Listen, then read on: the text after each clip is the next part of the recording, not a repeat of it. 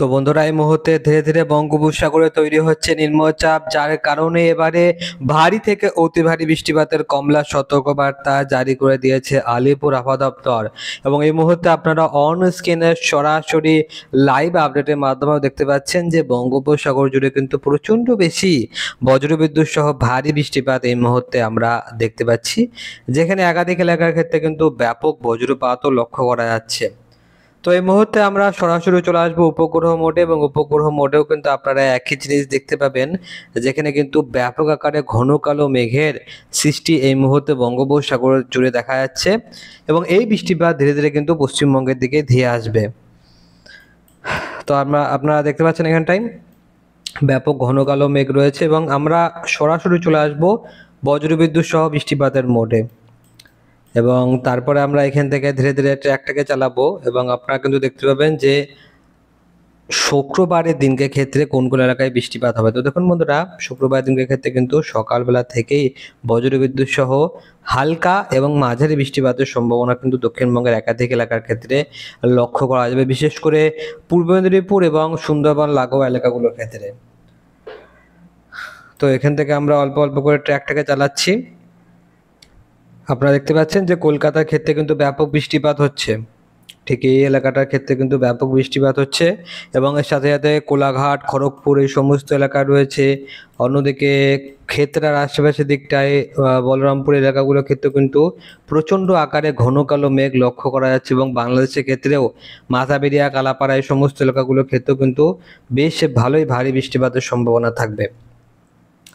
এখান থেকে আমরা অল্প অল্প করে আরও কিছুটা ট্র্যাকটাকে চালিয়ে দিচ্ছি, এবং স্পষ্টভাবে দেখা যাচ্ছে যে দক্ষিণবঙ্গ জুড়ে কিন্তু ব্যাপক বৃষ্টিপাতের সম্ভাবনা থাকবে, এবং ধীরে ধীরে বৃষ্টিপাতটা বাড়বে। দেখুন আমরা চলে আসলাম 3টে নাগাদ, এবং 3টে নাগাদ যেটা দেখতে পাচ্ছি যে মুর্শিদাবাদের লাগোয়া এলাকাগুলোর ক্ষেত্রে কিন্তু বেশ ভালোই ভারী বৃষ্টিপাতের সম্ভাবনা রয়েছে, এবং বাংলাদেশ এলাকাগুলোর ক্ষেত্রেও কিন্তু একাধিক এলাকায় ভারী থেকে অতি ভারী বৃষ্টিপাতের সম্ভাবনা থাকবে। বিশেষ করে দক্ষিণের যে সমস্ত এলাকাগুলো রয়েছে, বাংলাদেশের দক্ষিণ ভাগে যেমন কালাপাড়া, বরিশালের এলাকাগুলোর ক্ষেত্রে এখানটা কিন্তু বেশ ভালোই ভারী থেকে অতি ভারী বৃষ্টিপাতের সম্ভাবনা থাকবে।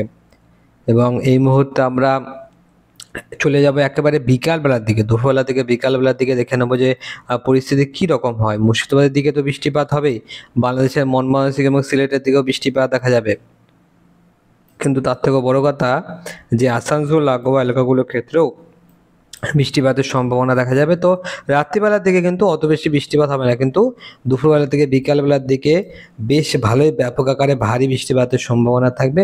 এবং আমরা এই মুহূর্তে আরও একবার চলে যাব বৃষ্টিপাতের পরিমাণে। তো বন্ধুরা, বৃষ্টিপাতের পরিমাণ মোডে যেটা দেখা যাচ্ছে যে বৃষ্টিপাত কিন্তু ভালো মতনই হবে আগামী 5টা দিন, এবং তারপরে 5টা দিনও কিন্তু ব্যাপক আকারে ভারী থেকে অতি ভারী বৃষ্টিপাতের সম্ভাবনা রয়েছে, যার কারণে কিন্তু আলিপুর আবহাওয়া দপ্তর এই মুহূর্তে কমলা সতর্কবার্তা জারি করে দিয়েছে। এবং এই মুহূর্তে আপনারা দেখতে পাচ্ছেন যে কলকাতার ক্ষেত্রে প্রায় 235 মিলিমিটারের কাছাকাছি বৃষ্টিপাতের সম্ভাবনা রয়েছে। তো আপনারা যেটা দেখতে পাচ্ছেন যে বিগত 10 দিনের মধ্যে কিন্তু 200-250 মিলিমিটারের কাছাকাছি বৃষ্টিপাতের সম্ভাবনা রয়েছে, মানে গড়ে প্রত্যেক দিন প্রায় কিন্তু 2.5 সেন্টিমিটার করে বৃষ্টিপাতের সম্ভাবনা থাকবে। পুরুলিয়ার দিকটাও দেখতে পাচ্ছেন যে প্রায় 180 মিলিমিটার বৃষ্টিপাত, বাঁকুড়ার দিকটাও প্রায় একই রকম, বর্ধমানের দিকটাও কিন্তু সেম বৃষ্টিপাত, নদিয়ার দিকটার ক্ষেত্রেও কিন্তু সেম, মানে বাঁকুড়া, পুরুলিয়া, বর্ধমান, নদিয়া সমস্ত এলাকার ক্ষেত্রে কিন্তু সমান বৃষ্টিপাত, কিন্তু মুর্শিদাবাদের দিকটার ক্ষেত্রে একটুখানি বেশি বৃষ্টিপাতের সম্ভাবনা রয়েছে, এবং কলকাতার ক্ষেত্রেও কিন্তু বেশি বৃষ্টিপাতের সম্ভাবনা থাকবে। অর্থাৎ উত্তর 24 পরগনা, দক্ষিণ 24 পরগনা এই সমস্ত এলাকাগুলোর ক্ষেত্রে কিন্তু প্রায় 280 মিলিমিটারের কাছাকাছি বৃষ্টিপাতের সম্ভাবনা থাকবে। উপকূলবর্তী এলাকাগুলোর ক্ষেত্রে তো আরও বেশি বৃষ্টিপাত, এখানে কিন্তু প্রায় 300 মিলিমিটার বৃষ্টিপাতের সম্ভাবনা থাকবে। এবং কিছুটা জুম আউট করার পর আমি আপনাদেরকে গোটা ভারতবর্ষটাও দেখাবো। দেখুন গোটা ভারতবর্ষের মধ্যে কিন্তু সবথেকে বেশি বৃষ্টিপাত এই মেঘালয়, মিজোরাম, ত্রিপুরার মধ্যে চিরাপুঞ্জি যে এলাকাটা রয়েছে সেখানটায় কিন্তু বন্ধুরা বৃষ্টিপাত সবথেকে বেশি হয়। দেখতে পাচ্ছেন আপনারা এই জায়গাটা, এখানে কিন্তু সবথেকে বেশি বৃষ্টিপাত দেখা যাচ্ছে, 528 মিলিমিটারের কাছাকাছি বৃষ্টিপাত। এখানে তো বেশি বৃষ্টিপাতই হয়, আপনারা সকলেই জানেন, কিন্তু যদি আমরা একটু জুম আউট করি তাহলে দেখতে পাবেন যে এলাহাবাদ, ধানবাদ, গোয়ালটর, উত্তরপ্রদেশ এলাকাগুলোর ক্ষেত্রে এবং নতুন দিল্লির ক্ষেত্রে কিন্তু বৃষ্টিপাত থাকবে। তবে গুজরাট কিংবা মুম্বাইয়ের এলাকাগুলোর ক্ষেত্রে কিন্তু বৃষ্টিপাত কমে গেছে। দক্ষিণের ক্ষেত্রে কিন্তু বেঙ্গালুরু, মাদুরাই এই সমস্ত এলাকা থেকেও বৃষ্টিপাত কিছুটা কম থাকবে। পরবর্তী 10টা দিন বিশাখাপত্তনমের দিকেও কিন্তু বৃষ্টিপাত কিছুটা কম থাকবে, কিন্তু উড়িষ্যা বলুন, কিংবা গোটা পশ্চিমবঙ্গ, গোটা বাংলাদেশ, নর্থ ইস্টার্নের ক্ষেত্রেও কিন্তু ব্যাপক আকারে ভারী বৃষ্টিপাতের সম্ভাবনা লক্ষ্য করা যাবে দক্ষিণবঙ্গের পাশাপাশি ভারতবর্ষের আরও একাধিক রাজ্যে। আমরা এই মুহূর্তে চলে যাব বায়ুর দিক এবং গতিমোডে। তো বায়ুর দিক এবং গতিমোডে আপনারা যেটা দেখতে পাবেন যে কোথায় কোথায় দমকা বাতাস কিংবা ঝোড়ো হাওয়ার পরিস্থিতি থাকতে পারে।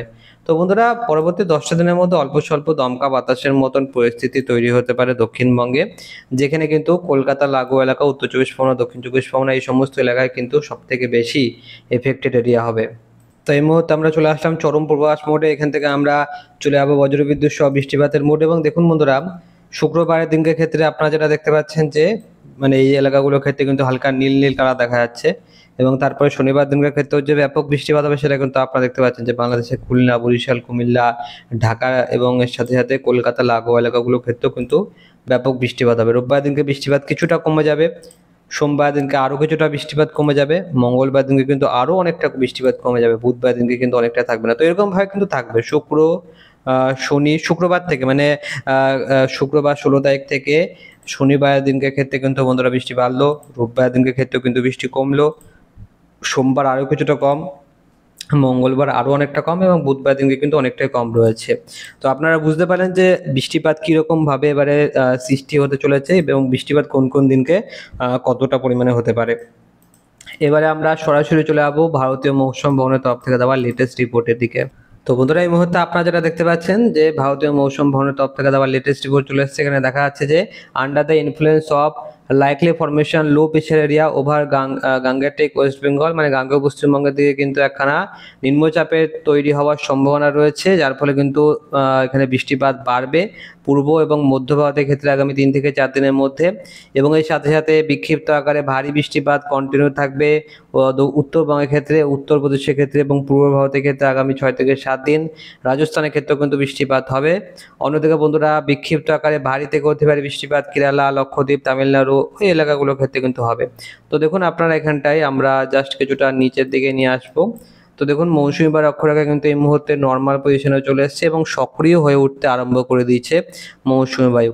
অন্যদিকে একখানা ঘূর্ণাবর্ত তৈরি হয়েছে দক্ষিণ বাংলাদেশ এবং তার তৎসংলগ্ন গাঙ্গেয় পশ্চিমবঙ্গ বরাবর, যার কারণে কিন্তু বন্ধুরা একটা নিম্নচাপ সৃষ্টি হবে গাঙ্গেয় পশ্চিমবঙ্গে পরবর্তী 24 ঘন্টার মধ্যেই। অন্যদিকে একখানা শক্তিশালী ঘূর্ণাবর্ত উত্তর পূর্ব রাজস্থান এবং তার আশেপাশে এলাকার দিকে রয়েছে। তো আরও একটা কিন্তু ঘূর্ণাবর্ত রয়েছে আরব সাগরের দিকে, উত্তর পূর্ব আরব সাগরের দিকে। তো একাধিক ঘূর্ণাবর্তের এফেক্টে কিন্তু বৃষ্টিপাতের সম্ভাবনা বেশি রয়েছে এই মুহূর্তে। চলে আসবো পূর্ব এবং উত্তর পূর্ব ভারতের আপডেটের দিকে। তো এখানে দেখুন লেখা রয়েছে যে হালকা থেকে মাঝারি বৃষ্টিপাতের সম্ভাবনা পূর্ব ভারতের ক্ষেত্রে লক্ষ্য করা যাবে এবং বিক্ষিপ্ত আকারে ভারী বৃষ্টিপাত উত্তরবঙ্গের ক্ষেত্রে লক্ষ্য করা যাবে এবং সিকিমের ক্ষেত্রে 15 তারিখ এবং 16 তারিখের দিনকে লক্ষ্য করা যাবে এবং গাঙ্গেয় পশ্চিমবঙ্গের দক্ষিণবঙ্গের ক্ষেত্রে 15 তারিখ থেকে 18 তারিখ কিন্তু বৃষ্টিপাতের সম্ভাবনা থাকবে। বিহার, নাগাল্যান্ড, মণিপুর, মিজোরাম, ত্রিপুরার দিকেও কিন্তু একই রকম পরিস্থিতি থাকবে। এবং যদি আমরা আরও কিছুটা নিচের দিকে এসে সতর্কবার্তায় নিয়ে যাই, তাহলে কিন্তু বন্ধুরা দেখতে পাবেন যে সতর্কবার্তা আজকের দিনকে ক্ষেত্রে কমলা সতর্কবার্তা রয়েছে, 17 তারিখের ক্ষেত্রে কিন্তু কমলা সতর্কবার্তা রয়েছে এবং নিচের দিকে আসলে দেখতে পাবেন যে 18 তারিখের ক্ষেত্রে কিন্তু হলুদ সতর্কবার্তা রয়েছে।